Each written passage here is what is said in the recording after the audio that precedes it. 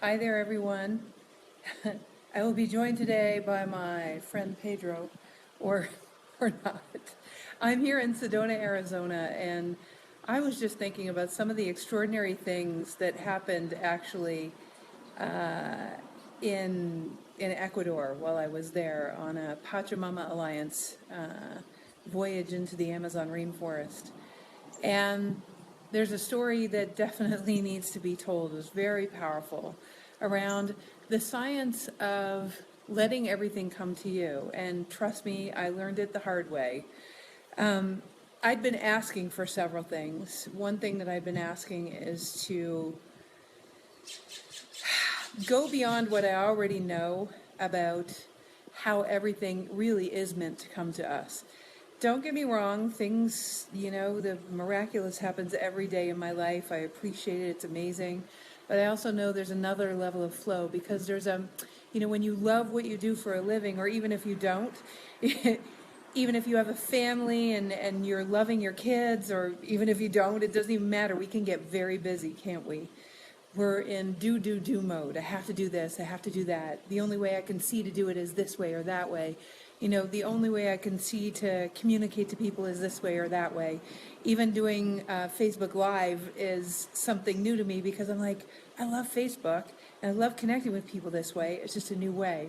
What happened to me in Ecuador, first of all, I take people on spiritual adventures all over the world. This time I was going on an adventure. And that was unfamiliar to me. And it was really weird the way my body felt. I got there, I got to this beautiful place, and I had my little iPad and my iPhone and my computer. And the first thing that happened is my computer pooched. I couldn't use my computer.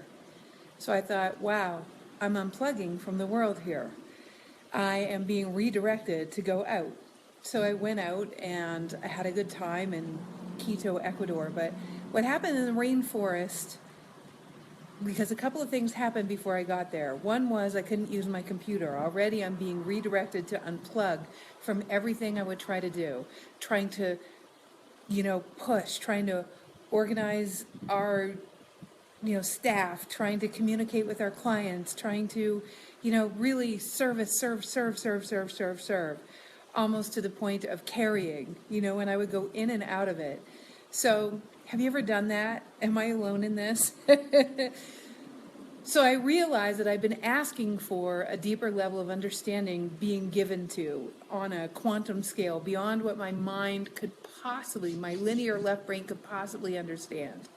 And so what happened was I then decided, okay, all right, I know this is the right thing to do, just stop. So then I had to move hotels, and I was going over to the hotel where everybody was. I tootled over there the day before it started, and I had a couple of bags, and I was all ready to be the one who'd already been there and all that kind of stuff. I was trying to feel comfortable. And I was upstairs on a concrete floor, and as I was being guided to my new room, I fell on my knees, directly on my knees.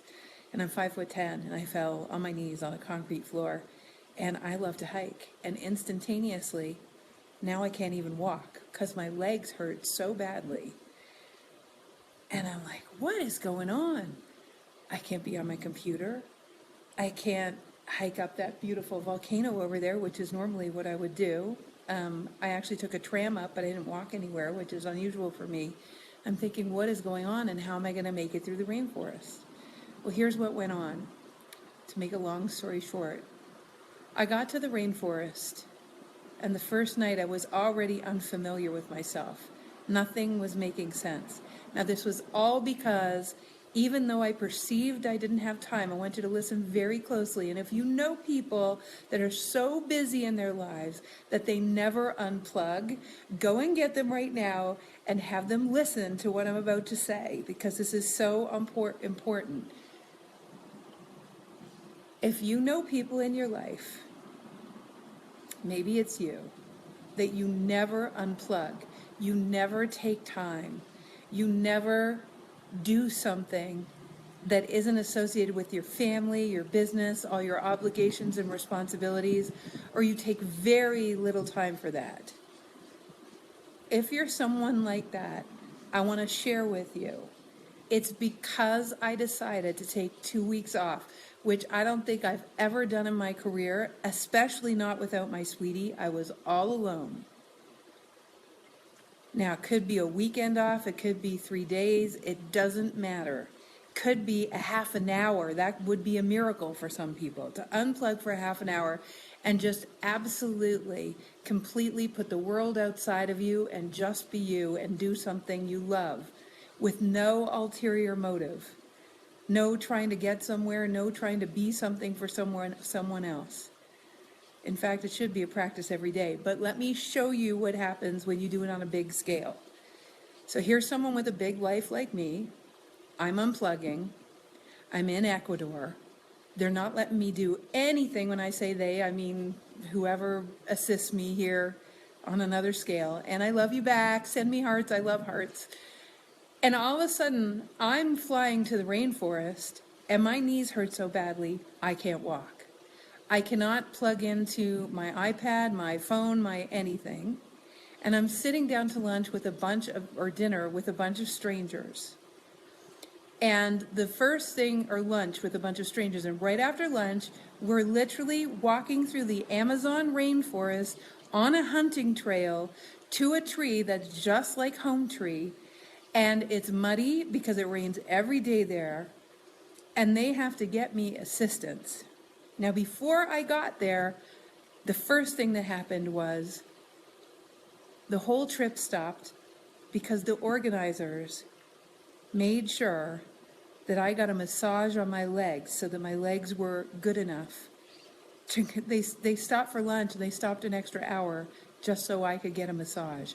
I did not ask for that. It was the most beautiful thing and generous, and it was because I was feeling so vulnerable. I wasn't plugged in. I was just letting myself be me. Wasn't. So I'm unplugged. That's the first thing that happens. Never happened to me in my life, and I'm so grateful, so touched. So I get this massage. We hop on the plane. We get to the rainforest. The first thing we're going to do after lunch is we're going to go for a hike. The person they're offering me to help me through the rainforest, and you have to understand, I'm 5'10", and I'm a very strong woman. I mean strong, like I'm large size, and lots of muscles. And this little tiny woman named Veronica is the one that is going to help me. She weighs all of, I don't know, I'm going to guess and say 105 pounds, if that. And she's the one that's going to pull me up the muddy trails because my knees hurt, which is, I'm usually the one piggybacking other people up trails. So now I'm feeling super vulnerable. And now I'm like, oh my God, I'm so sorry, 100-pound girl is going to drag me up the trail. Well, let me tell you, she could have dragged 3 of us up the trail. She was the most strong, incredible. I mean, she showed me something. It's so moving to think of this woman in such a harsh environment. She's like the bomb. I found out later that she's the only woman in the whole village that lives on her own that said, I'm not going to be with any man until they are up to my standards. That does not happen in the rainforest. So that's the woman that pulled me up. And I'm like, wow, what an honor, what a privilege. Totally amazing. Loved Veronica. So then I see Bridget is like, go Veronica. So then I make it to this amazing tree. I'll tell you the tree story another time. I get back, and all of a sudden I'm sitting at dinner. I'm sitting beside my new friend Clydine. As I'm sitting beside Clydine, I hear this bug, and then I feel this thing walking across my chest. I don't look down, I just slap it because I feel something crawling on my chest. So I slap the bug right here, and then what happens is it keeps walking, and I look and I go, wow, what a cool looking bug. It's big, like that big, and that tall. And it's gray, and it looks a bit like a stick with wings and all this kind of stuff. And my friend Clydine picks it up and puts it on her arm, and it walks up her arm, and we're both going, wow, what a cool bug. Well, the chief of the village, remember this is the first day we're there, comes over with his regalia on his face, and he's got beads on his chest, and he takes the bug, and he whacks it on the table, and he takes a big whatever bowl or whatever shoe, and he kills it. right in front of our face, like in emergency mode. And he's scared and he's like, oh my God. Now he says that in Quechua, which of course is not, or Achuar, which is a language I don't understand. Then he has to translate it through a Spanish person who then translates it into English. And the translation is, that bug can kill you if it bites you. Remember, I slapped the bug. So this bug was walking across my chest. I slapped it. It could have killed me. And all of a sudden, Clydeen and I looked at each other, and I just thought to myself, my mortality was just in my face.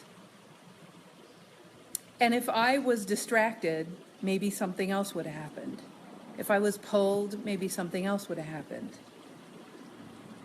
And I'm processing it like, wait a second, I almost just died. I almost just died. I actually slapped the bug, and it didn't bite me. Then we keep walking, we keep talking, and I'm faced, you can imagine, with holy crap. I never feel like I'm just about to die. And as I'm walking back to the place where we sleep, I'm talking to someone, and I just had to say, listen, I just need to say this out loud. I really could have died tonight. And she said, yeah, but you didn't. And then I said, you know what's miraculous about this? I could think about this, and when I go to bed tonight, I could be afraid of every single little bug. Now think of everything you're afraid of, everyone that could hurt you, everything that could go wrong if you don't carry everyone or be responsible for every little thing. What's going to fall through the cracks? I was sitting there at dinner and almost died, for goodness sakes, and these people live that every single day.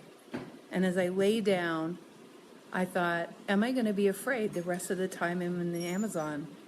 What is there to get from this? And I realized, I was directed to unplug from my life. I was directed to unplug from my computer.